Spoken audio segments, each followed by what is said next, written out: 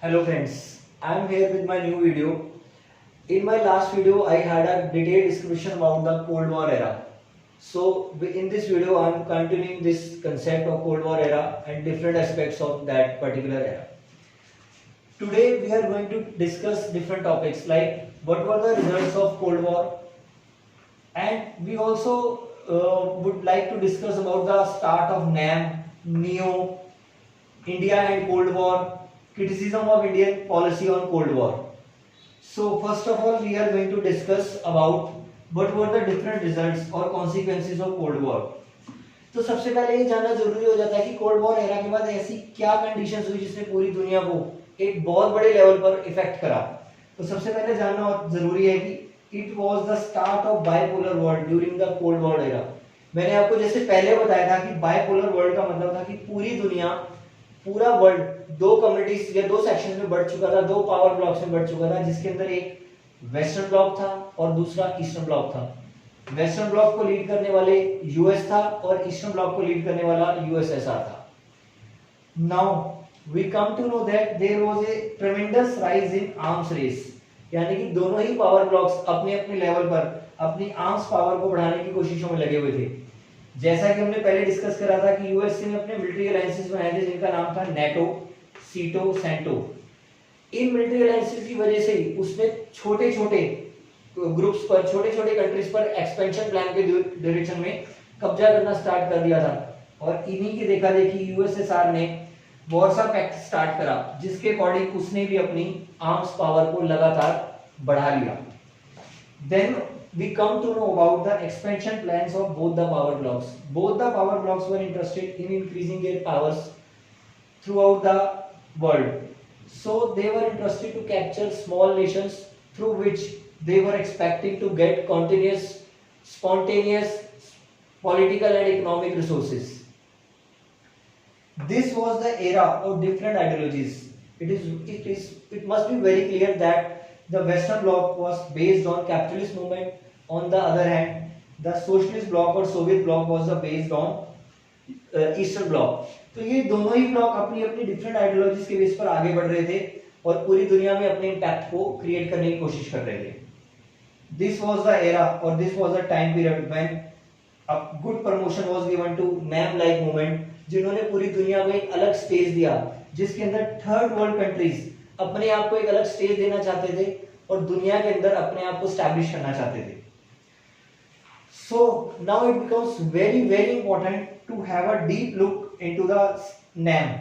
So it is very important to know when did the NAM start. NAM कब start हुआ? Non alignment movement, NAM simply means non alignment movement, यानी कि किसी भी particular power block के साथ associate ना होना ही NAM कहलाता था और ना ही किसी को पर्टिकुलर फेवर करना। It started in 1949. Its first international summit was held in Belgrade in 1961. So it was a stage when the countries that were newly independent, that belonged to the third world countries, got an opportunity to move on the path of growth and development. So अब ये जानना बहुत जरूरी बन जाता है कि कौन से लीडर्स थे जिन्होंने NAM जैसे मूवमेंट को बहुत ज्यादा प्रमोशन दी। तो I must say it very proudly that Nehru ji, our first prime minister, was the first took the first initiative, and Joseph Tito of Yugoslavia, these two personalities were the first one who gave a movement to the NAM. Apart from these leaders, there were Abdel Nasser from Egypt, Sukarno from Indonesia, and Nkrumah from Ghana. These five leaders are five pioneers of NAM. So मैं आपको बताना चाहूंगा कि NAM होता क्या है। NAM simply means not to get linked with any particular group or be friends with all.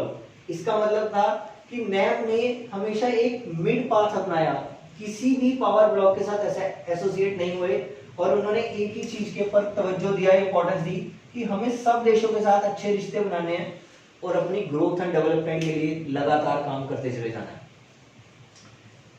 NAM एक unique सा मेथड था, एक यूनिक सा मूवमेंट था जिसने पूरी दुनिया के अंदर एक रेवोल्यूशन लाके रख दी थी।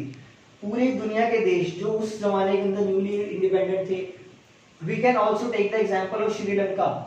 It was taken as the third world countries because Sri Lanka नया नया आजाद हुआ था और उसको एक ऐसे स्टेज की जरूरत थी जहां पर इन देशों के अलावा सब देश तरक्की कर पाते।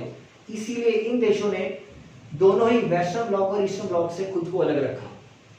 अब जानना जरूरी हो जाता है what were the different motives of NAM और why was NAM formed. The first cause is for the peace and security of these nations. अगर इन देशों के अंदर पीस एंड सिक्योरिटी ना होती तो बहुत जल्दी ये देश डिस्ट्रॉय हो जाते या किसी ना किसी पावर ब्लॉक के स्लेव बन जाते या वहां पर इन पावर ब्लॉक्स की कॉलोनाइजेशन का प्रोसीजर स्टार्ट हो जाता। And they also followed that not to be the part of any power bloc. इन न्यूली इंडिपेंडेंट नेशंस ने या थर्ड वर्ल्ड कंट्रीज के देशों ने ये डिसाइड कर लिया वो किसी भी पावर ब्लॉक का हिस्सा नहीं बनने वाले हैं, क्योंकि अगर वो किसी भी पावर ब्लॉक का हिस्सा बनते तो वो अपनी इंडिविजुअलिटी को बहुत आसानी से खो सकते थे। और तीसरा पॉइंट है इंटरेस्ट ऑफ द मिनोज या थर्ड वर्ल्ड कंट्रीज।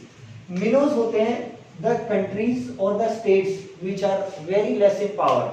तो इन less powerful countries that is newly independent countries और we must say that third world countries के देशों को एक ऐसे स्टेज की जरूरत थी जहां से वो सिर्फ अपने बारे में सोच सकते, इन देशों को साथ लेकर चल सकते थे, इन डेवलप कंट्रीज के हेल्प के साथ अपने आप को एक वर्ल्ड स्टेज पर लाकर खड़ा कर सकते थे। इसीलिए नैम जैसी मूवमेंट ने इनको ये स्टेज प्रोवाइड कराया।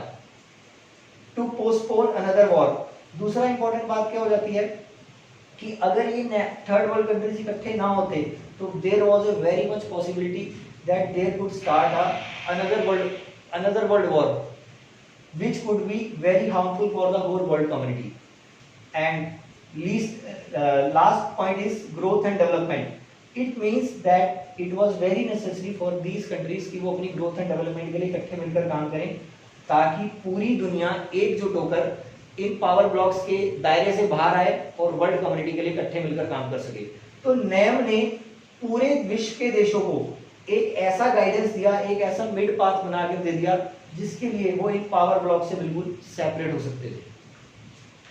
अब मेरे को लगता है कि यहाँ बताना बहुत जरूरी है कि इंडिया ने नैम को इतना प्रमोशन क्यों दिया या इंडिया ने कोल्ड वॉर के ड्यूरेशन में इन 45 इयर्स के ड्यूरेशन में इंडिया ने क्या बिहेव रखा।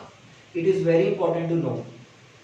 सो I want to tell you that India never wanted to be the part of any power bloc because अगर इंडिया या इंडिया जैसे कई थर्ड वर्ल्ड कंट्रीज के देश किसी भी पावर ब्लॉक का हिस्सा बन जाते तो उनके लिए इंडिविजुअल लेवल पर ग्रोथ एंड डेवलपमेंट का रास्ता बिल्कुल रुक जाना था। India adopted a midway path. This is the cause that they adopted or promoted the method of NAM, that is non-alignment movement, that was started by Nehruji and some prominent leaders of the world community. And India had a big concern for the third world countries, newly independent countries. So it was very necessary कि वो इसके लिए काम करें. So next topic is why the policy of NAM of India has always been criticized. It is a very important question to keep in mind. क्योंकि India ने हमेशा से नैम का प्रमोशन करा। इंडिया ने नैम का प्रमोशन सिर्फ इस बात के लिए करा कि इंडिया और उसके जैसे जो कई कंट्रीज जो थर्ड वर्ल्ड कंट्रीज के ग्रुप में आते थे उनको एक स्टेज मिले और उनकी तरक्की हो सके। बट इंडिया की नैम की पॉलिसी को कई स्टेजेस पर क्रिटिसाइज किया गया। वर्ल्ड के कई स्टेजेस पर कई देशों ने इसको क्रिटिसाइज किया। जैसे उसकी कुछ वजहें हैं, जैसे कहते हैं इंडिया ने नैम की पॉलिसी का यूज सिर्फ अपने बेनिफिट्स के लिए किया, जो कि देखा जाए तो सही भी है क्योंकि भारत हमेशा से उस कंडीशन में था कि भारत को एक स्टेज की जरूरत थी ताकि वो डेवलपमेंट कर सके।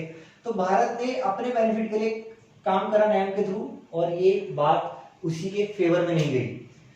भारत ने हमेशा से डिसआर्मामेंट को प्रमोशन दिया but India itself tested nuclear test in 1970s। Bharat ने अपना पहला न्यूक्लियर टेस्ट 1974 में करा which was a failure and in the late 1990s that is 1998 India ने 5 न्यूक्लियर टेस्ट करे जिसके अंदर से 2 सक्सेसफुल रहे और India came to be counted as the nation of nuclear power. इसीलिए इंडिया की डिसआर्मामेंट की पॉलिसी को भी क्रिटिसाइज किया जाने लगा है। इंडिया जहां एक तरफ कहता था कि मैं नैम के थ्रू और न्यूट्रलिटी के प्रोसेस के थ्रू किसी पर्टिकुलर ग्रुप को फेवर नहीं करने वाला हूं, भारत ने इसको नजरअंदाज करते हुए India signed a friendship treaty with USSR in 1971 for 20 years and you will be surprised to know it is still continuing and it will go further up to 2031. ये लगातार जारी है और ये 2031 तक रहेगी। भारत की फ्रेंडशिप रशिया के साथ जग जाहिर है, भारत और रशिया दोनों ही बहुत क्लोज फ्रेंड्स हैं। तो भारत ने जहां नैम के थ्रू काम करते हुए एक तरफ दुनिया के देशों को ये करा कि हमें किसी पर्टिकुलर ग्रुप को फेवर नहीं करना, तो भारत ने नैम के थ्रू ही अपने बेनिफिट्स के लिए भी काम करा है। इसीलिए इंडिया की नैम की पॉलिसी को वर्ल्ड वाइड क्रिटिसाइज भी किया गया है। So and now it becomes very important to know the concept of neutrality।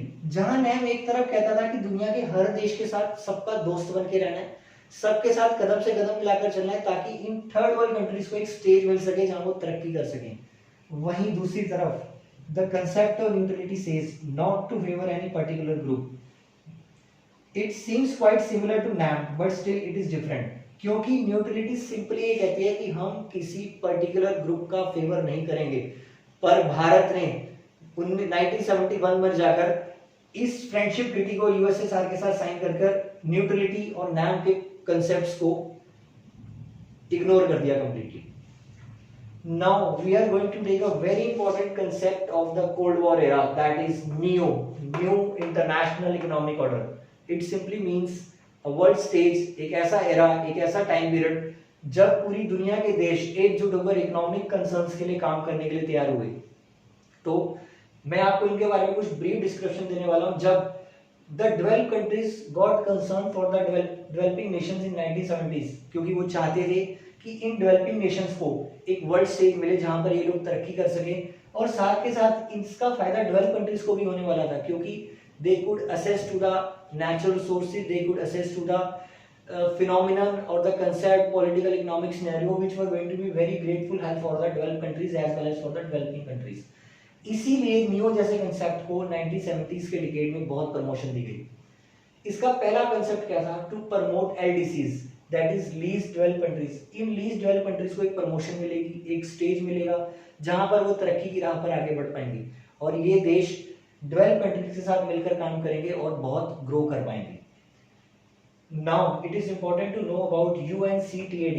It वाज अ concept started by United Nation and its expanded form is United Nation Conference on Trade and Development। it was started in 1972, जिसका main मुद्दा क्या था कि एक conference या एक कम्युलेटिव वे में काम किया जाए जहां पर डेवलप और डेवलपिंग कंट्रीज मिलकर इकोनॉमिक कंसर्न्स के लिए काम करें। इस कॉन्फ्रेंस ने एक रिपोर्ट पेश करी जिसका नाम था a new trade policy for development. It was presented in the year 1972, जिसका मेन मुद्दा डेवलपिंग कंट्रीज के लिए काम करना था और उनके लिए एक स्टेज तैयार करना था जहां से वो तरक्की की राह पर मूव कर पाते। तो ये जानना जरूरी हो जाता है कि नियो के कंसर्न में इन देशों के लिए क्या काम करने के लिए सोचा गया। जैसे it was decided to provide such technological advancement to these countries so that they could use the natural resources in a proper way। they could increase their market approach to bring economic stability in these countries, a place in financial institutions so that these countries can get a place, they can get development, they can become independent, they can become self-reliant in various aspects of economic concerns। Thank you for watching।